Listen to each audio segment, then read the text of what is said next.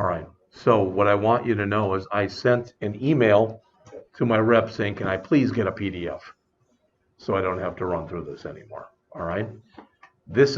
I've had problems where I've had to switch machines like this before, and it's in this room. I don't have problems in the other room. So I went back to the newer machine, and I've got a copy of it in there also. I have no idea. If this doesn't work, then you're just going to have to go off of yours, and I don't know what I'm going to do, but I'll try to think of something. All right.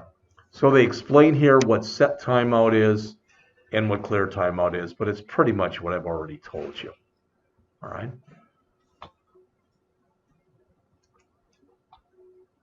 Now there's also an interval, and again, I likened this last semester. You may or may not, or a year ago, whenever it was, you may or may not remember, more like a clock radio. So you've got the alarm set for 7 o'clock. The alarm goes off. I want to sleep a little more, so I hit the snooze button. All right, it's similar, and it's not the same thing, but it's kind of similar in that what you're saying is you want something to happen at a regular interval. All right, and not only can you set an interval, you can also clear it. So when you want it to stop, typically by default, it'll wait a certain number of milliseconds and it'll do it again. Now, as an example, it used to be with a lot of packages, especially like, for example, when I first started teaching, this was many years ago, granted, but we didn't have Word. We had what was called Word Perfect. And sometimes what you could actually see is you get a message on the bottom of your screen, and it would say Word Perfect is automatically saving your document. Because they had a 10-minute interval timer in there that if you didn't save during that time, it's saved for you as a protective type of mechanism. And that's kind of the thing they're talking about here. So as it says, it creates a timer that calls a function each time the interval in milliseconds has elapsed. So if there's something that you want to do on a regular basis, you're able to do that. All right? And they're showing an example of that here. And that's not the greatest of analogies, but it does work. So as it says, it returns a reference to the timer it creates. The timer can be used by the clear interval to cancel it at a later time. It says, although you can't modify a timer, you can stop it. So if you decide you want something to run faster than it has been or slower than, you can't go in and change that. You have to drop the timer you have and add a new one, is what they're saying.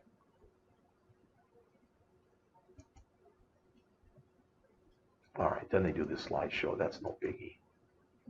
I think that's pretty much the rest of the chapter. Yep. All right, so that's it for the first section of the book.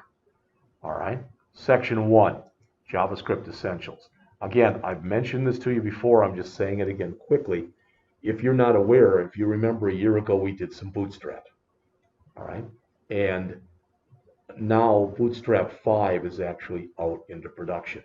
And if you start, if you go and you bring up their page on what has changed, because typically with Bootstrap, when they go from one new version to another, you've got to do a lot of changes. So in other words, a lot of times websites that were created with Bootstrap 4 won't run under 5. All right, and one of the things they keep trumpeting is in Bootstrap 5, there's no jQuery anymore. And since they dropped it, other places have been dropping it. Why? Because people have found that there's enough power in just regular JavaScript, which is typically called vanilla JavaScript, that you don't need it. All right. So that was all of section 2. So I'm going to jump right into section 3. Now, I imagine that at least some of this isn't going to take that long, because how to work with numbers, strings, dates, times, etc. It's not like there's a lot of new stuff in there. All right. So I wanted to look at something here, see if I still have it in my history or not. And my goodness, I do. I think I've shown you this website before. All right. I'm not sure if I did or not. The first year I taught, this site was active, this site was live. All right. This is the best site I have found for stuff that's JavaScript. All right. And one of the reasons that I'm mentioning it to you, first of all, you'll notice I can send you the URL if you want it, but it's an archive URL. So in other words, the site isn't actively being kept up anymore. That what they're saying is there's no guarantee that it's up to date, in other words. But this tutorial is good. The thing on numbers and strings and arrays, I've never found anything that I think is better.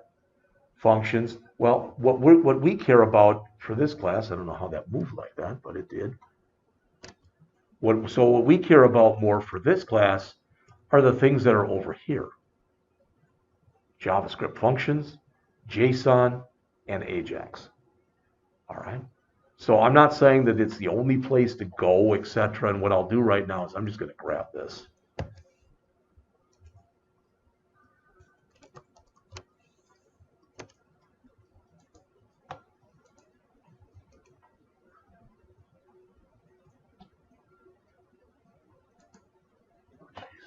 He gave me another code. He said I have to check and see if I can actually give you a PDF. Okay. Like I said, I'm not fighting with him or anybody else. So I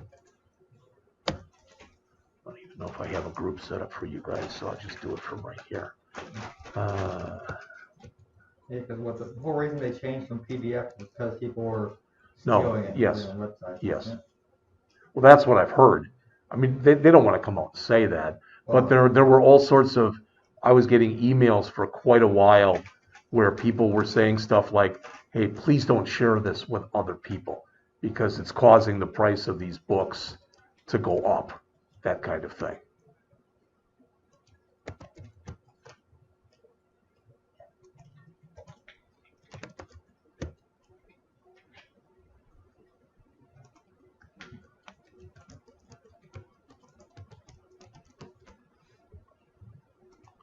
All right, so you know I'll have it.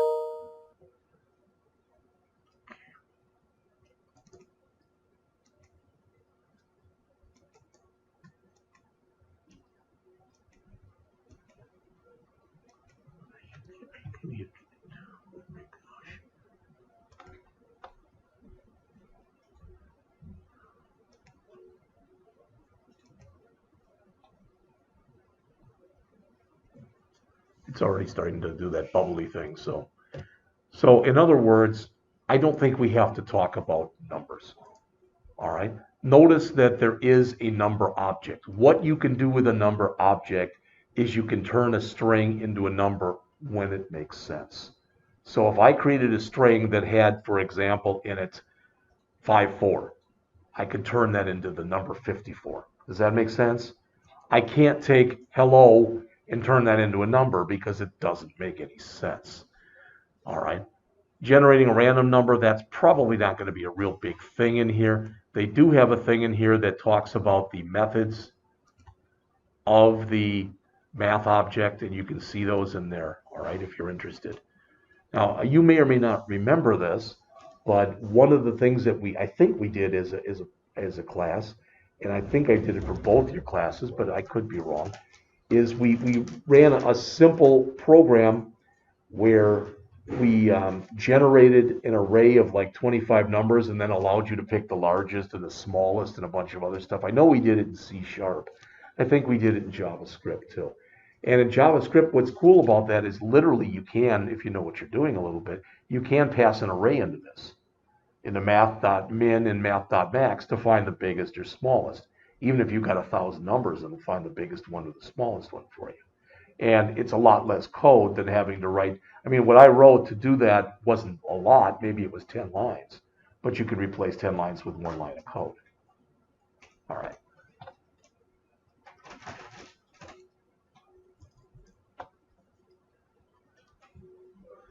Like I said, I don't think the random number is going to be that big of a thing this semester. You should know how to generate a random number already. There's nothing new about that. They have you do this pig game. I don't know why, but that's what they did. Strings, again, you can go back to that same Hunlock thing that I just showed you, and it'll show you the main string methods. All right, here a lot of them are shown. We used some of these. All right, but the ones that we probably didn't use that much, the index of, the sub-str, and the substrings, that just allows you to search a string for a string. All right, a substring, or is a part of a string in this big string type of thing. We've used charat before, so if you set it up to say, do you want to play this game again, yes or no, then we just grab the first character to see if it was a Y, and then we probably converted it to uppercase so we could test it, etc.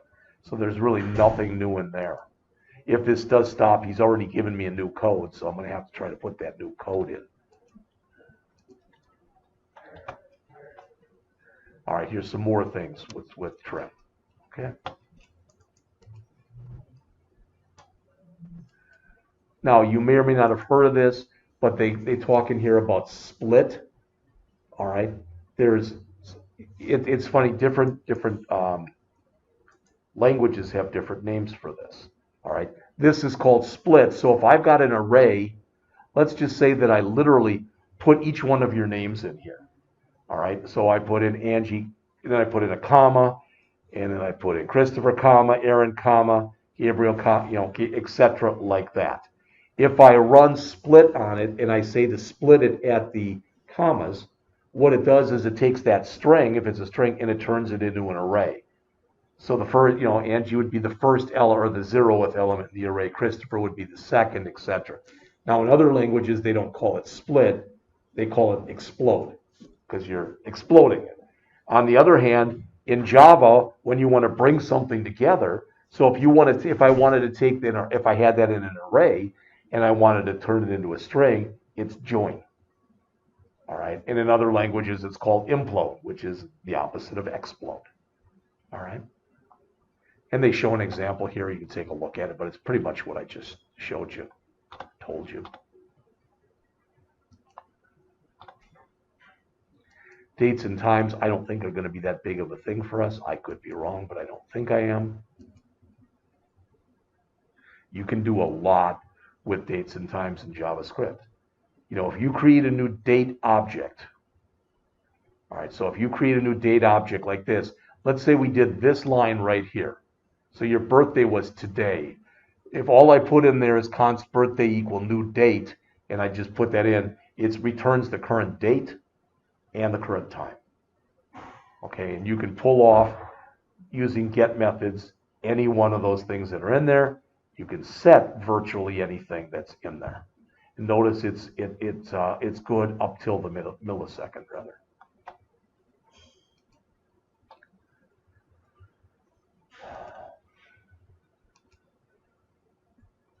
Then they have this countdown. It's how many days there are till New Year's.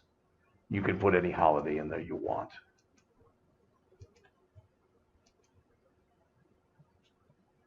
Internationalization, as time has gone on, it's become more important.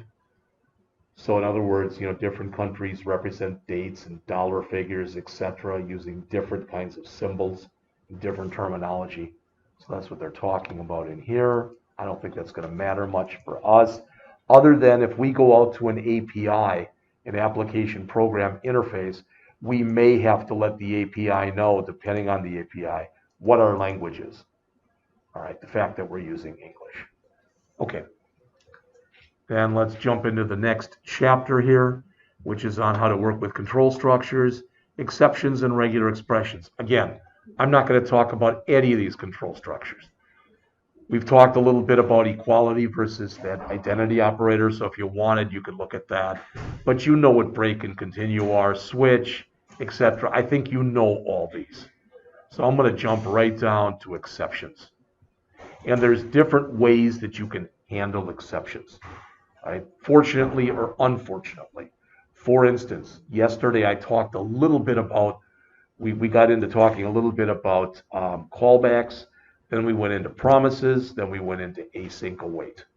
All right. So when you work with promises, for example, typically what you do is you put a bunch of, if this is true, then you want to do this. If that's true, then you want to do this. If that's true, then you want to do this. So you do your promise and you put a lot of .then statements in there. And if something fails, usually at the bottom of the .thens, you put a .catch. So it's going to catch, but you don't use a try block.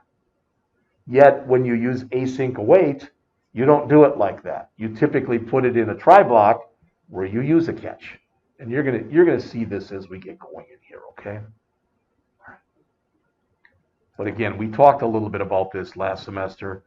When you are writing an exception handler, exceptions are errors. You know, and I've mentioned this kind of thing before. If somebody says, "Hey, Gabriel, you're exceptional," you would probably take that as a compliment, unless somebody said you're exceptionally bad. But you typically you look at that as being something complimentary, and here it's not. It's an exception to the rule, so it's something you don't want to have happen. So if you look at the example here, again, if you really want to go nuts, you can literally write a try for every line of code that you have. Tries really tend to slow down programming. Apps slow down a lot more with tries than they do for most other things. It just takes a long time to reconcile them internally. But this says try doing all this stuff. If it works at the bottom, you'll return the future value. If anything that's in here fails, you're just saying catch error. So any kind of generic error, it's going to say the name of the error and give you the message. And again, as it says, you can use the try catch to process any errors thrown.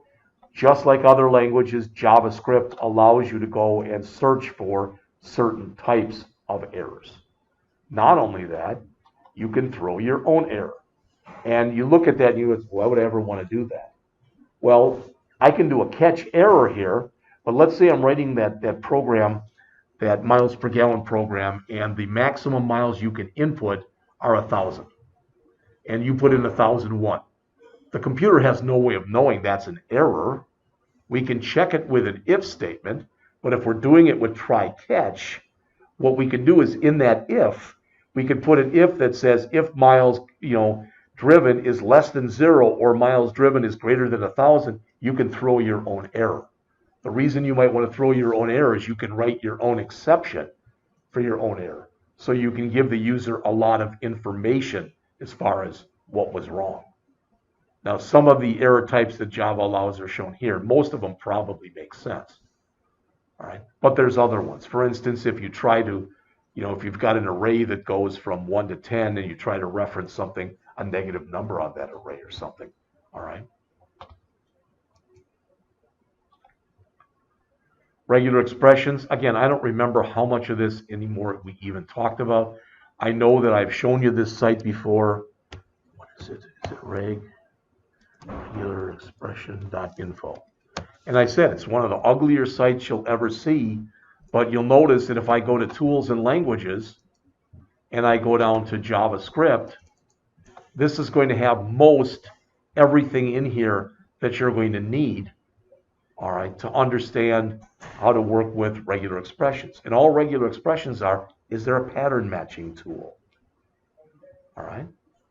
And it's amazing. It depends on who you're working for, what you're doing, etc.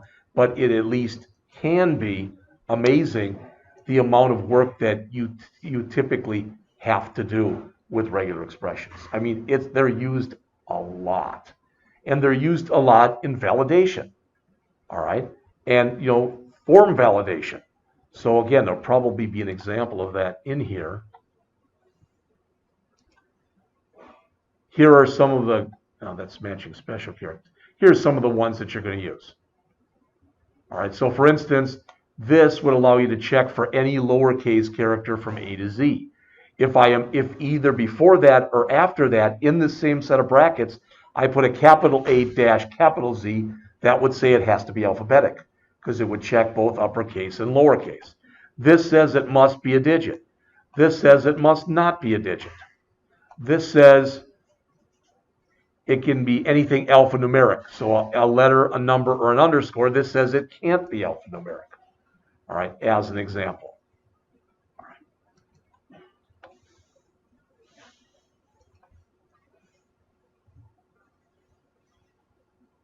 This means start with. This means end with. All right, so this says here, this has to start with Charles, for example. All right. And they have other ones that must end with something, etc. And you can do even more stuff with it. You can put a number in there. This is the one I wanted to show you. So this pattern that's right here, in fact, I can show you it like that, but I can also, I think I had you go out here to html5pattern.com. And if I go there, it's just HTML5 pattern, the number 5, and I choose phones, and I go to there's UK, there's US. That's the same one I just showed you. It says 1. Let me grab that and bring it up so it's bigger, so hopefully everybody can see it. All right. That says 3 digits followed by a hyphen, and notice you have to put it like this because by default the hyphen is used when you're showing a range. So this says I want it to literally be a hyphen. That's what the backslash character means. So it's 3 digits, a hyphen, 3 more digits, and another hyphen, and 4 digits. All right. There's other ways that you can do this, and you'll see it sometimes like that. People will actually put in there like DDD hyphen DDD, etc. But sometimes that can get really complex, so it's normally done like this.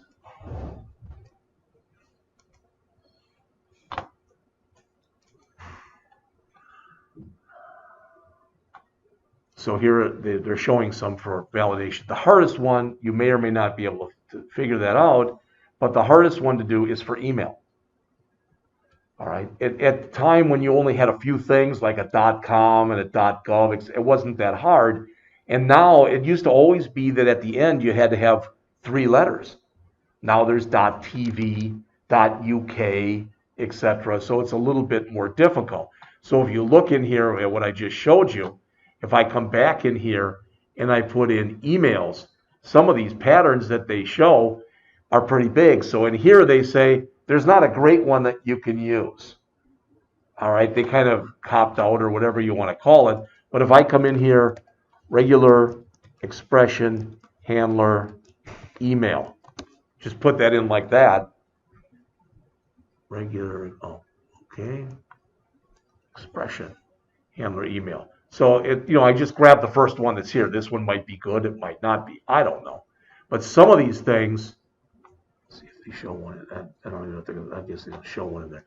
They're lines long, and I mean they're almost hundreds of characters in length.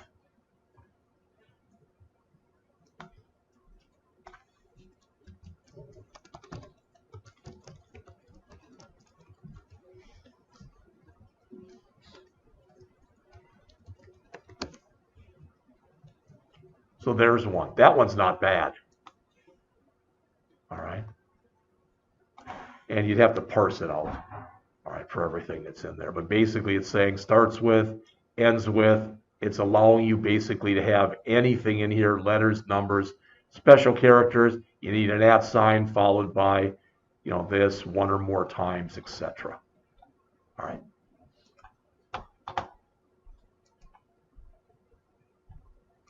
So another program in here, this account validator. All right, good.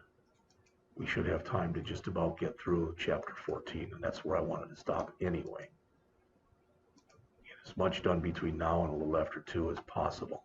So the next chapter, as it says, how to work with browser objects, cookies, and web storage. I'm not asking, but if I did ask, I would say, how many of you know what web storage is? And you might say, I do, and you might say, I don't. What web storage is, for lack of better words, it's like a simple database that's built into your machine.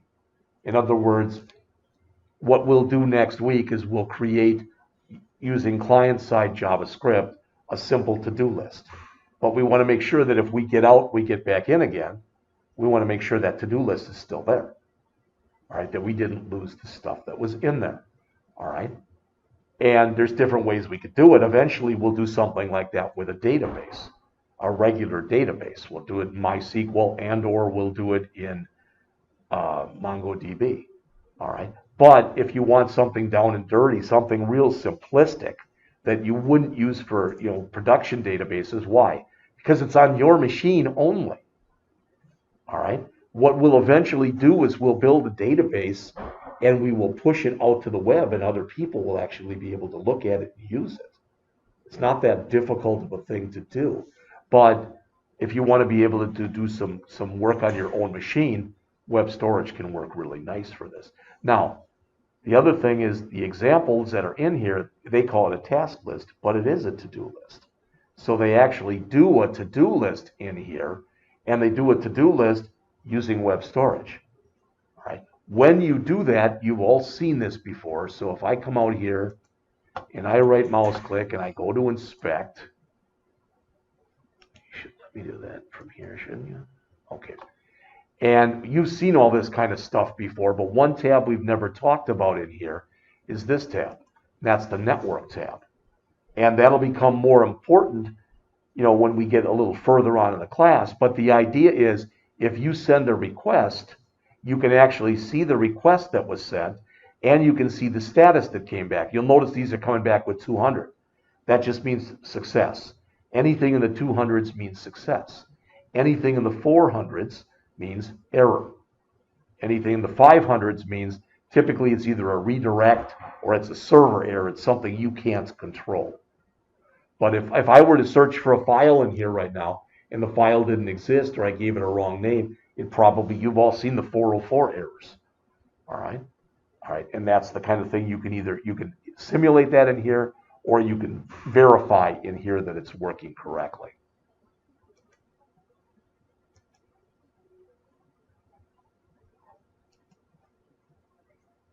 So we'll finish this, and then tomorrow we'll start looking at some of the array stuff that we really haven't talked much about yet. Some of it will be in here and some of it won't be, so I'll just have to look through it tonight and tomorrow. And then we'll do chapter 16 as well, because that's object-oriented JavaScript. Once we get done with that, that basically kind of brings to a close some new stuff, but everything we did in the first semester. All right. Then next week, as I said, we'll go here.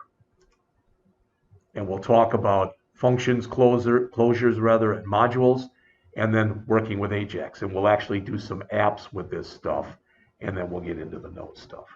All right, so that's the plan, just so you're aware of that. Okay, what's the location object? As it says, it has properties and methods that parse the URL in the address bar. All right, so this is the stuff that you can find out. All right, and you look at it and you go, well, it kind of looks like a URL. Basically, that's what it's doing. All right.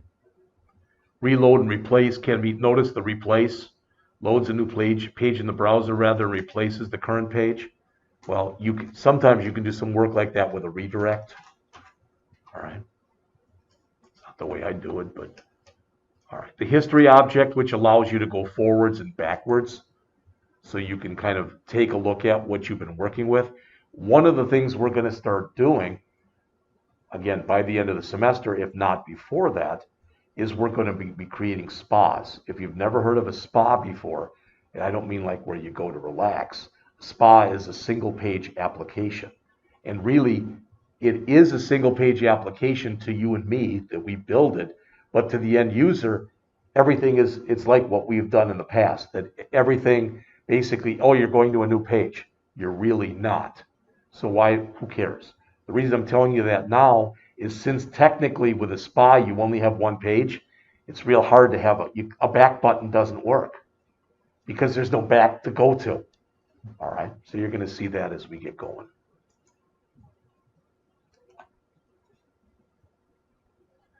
All right, I don't know what that tutorial application is. All I remember that is not really worth talking about. They build their own tutorial in there. All right, cookies we've talked about before. You've heard all this stuff before. Cookies are basically, they're text files that are written from the server to the browser. They're not executable. Most of the time, most machines will only allow you to have a certain number of cookies. And then once you reach that limit, they'll start throwing out the oldest ones, etc. And they're information so that if you might have seen this. In fact, I should have shown it to you before. When I got onto VitalSource, it even gave me a message about cookies. And it basically said that they use cookies, and I had to agree that that was okay. Or I could have opted out, and I agreed. Maybe I should have opted out the way this has been working. I don't know. All right, but as it says, They let a web server or web page store information in a user's browser and retrieve it when necessary. It says, for example, advertisers sometimes use cookies to track the websites that you have visited. All right. And I've said this kind of thing to you before, and I don't know about you guys, but I'm as guilty of it as anybody else. That when you sign up for something, if you don't read the agreement, that's with it, and most people don't. I very rarely do. But a lot of times in those agreements, they say that you are giving them the right to take your name and email address and sell it to other people. That's in there a lot. So, as mentioned, a cookie is just a text string. I think, unless they've changed it, the maximum size it could be was 4K, 4,000 bytes, which is not really very big. And most machines typically have a limit of about 20 cookies that they can hold. I think that you can change that, but I'm not sure. All right. Now, there's a couple different kinds of cookies. All right. It says, if a cookie doesn't include a max age attribute, it's called a session cookie.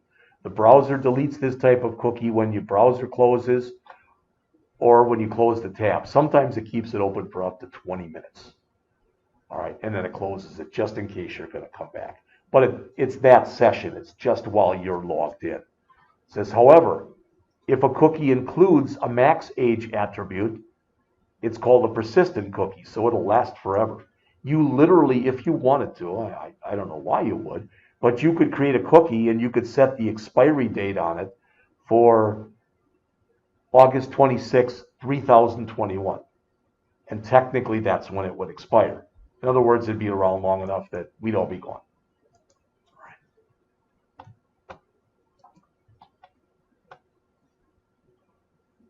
Let's see. The browser usually gets a cookie as part of the response. The browser sends the cookie back with each request. All right. I'm not going to read this stuff, but you can see it. Domain can be important with cookies. When you start talking about being able to cross domains and do things that technically maybe you shouldn't be able to do. But typically, there's some examples. You're creating a cookie named email. All right. And it says there's the value, or it's got two things really, and there's the path. All right. You can put in here whatever you need to put in here. These things can be really big. JavaScript, as it says, has the ability to create, read, delete cookies. So to create them, that's what you do. All right. Now notice there's some encoding in here. Typically when you put in encoding like that, it's if you put in something the system doesn't understand, maybe you write some HTML in there or whatever, it'll change it to the character entities. I believe that's what it's doing there. As it says, it encodes values that contain semicolons, okay, any kind of white space. It makes it understandable to the system, all right, more than anything else. And again, you can set a cookie, you can get a cookie, you can delete a cookie, all right? When you read a cookie, again, that's a get cookie, all right? I'm just buzzing through this because I don't think we're going to be working much with this. So, and there's a delete cookie, as I mentioned. So they do this task list, and again, this task list is basically, it is just a to-do list, all right? About the only thing that's different from a typical to-do list, and we're going to try to put this in ours, is if I come in here and I type in finish current project, click add task, it goes there, and it'll put them in, so the newest one will go on top. How's that? And if I click clear tasks, they all clear. Well, this isn't great for two reasons. First of all, you can't edit a task. So in the example they have right there, instead of saying finish current project, if I accidentally said finish current project and spelled it wrong, I can't go in and change that. All right? I'd have to delete it and then add it again. Well, that's the other problem. There's just a clear tasks. There's not with a lot of these, you can highlight the task, you click delete, and boom, just that task will be deleted. That's the kind of thing we're going to create starting next week. All right.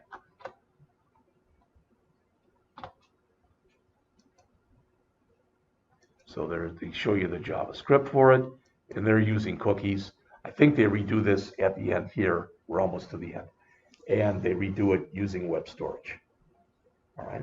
So it says in the olden days, cookies were the only option, but they have downsides. Again, they can only store 4,000 bytes, as I mentioned. All right. And typically most machines, unless that's changed over the years, and I don't think it has, can only have a certain number of cookies. So as it says, modern browsers now offer web storage that can be processed by JavaScript on the browser.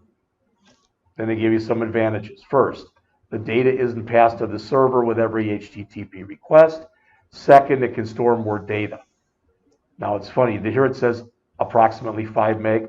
I've heard you shouldn't try to store more than a meg because it's not guaranteed, so to speak, that your data won't be corrupted or truncated or problems can occur. Third, as it says, working with them is typically shorter and easier to understand. Web storage includes both local storage and session storage, kind of like the difference between cookies. All right. It says the difference is local storage persists between browser sessions like a persistent cookie. So that's basically what it is.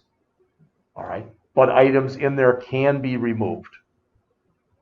It says they are removed when the browser session ends like a session cookie. That's not always true. And again, we're going to be looking at that. All right. All this stuff is done in key value pairs. The reason that that's at least kind of important is when we get into Node, we'll be doing a lot of work with key value pairs. All right. So they go back and they rebuild this to-do list application and they rebuild it using web storage. All right. I think when we first create it, we'll create it with nothing. No web storage, no nothing. Then we'll come in and try to recreate it something like this and use web storage, and then maybe see if we can push it out to a database. All right. Still, you can see the problems in there. It's the same thing I mentioned before. You can't edit and you can't delete an individual task. All right. How to use Chrome with cookies and web storage? All right. It's kind of what I showed you already. It's going in and using that network tab that's in there. Okay. And that's it. So we will stop it for today. I'll give you again 2 hours like I did the other day.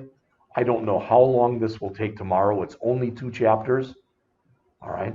But again, this is one I want to try to look at tonight and see if I can get it, make sure that it works. And but there's a bunch of new things. So I don't know if I'm going to write a program to show you this or exactly what we're going to do, but we will be taking a look at this. So we'll look at 15 and we will look at 16, which is on working with objects. I mean, that sounds like a lot, but between arrays and object-oriented programming, that's definitely enough to fill up 2 hours. All right.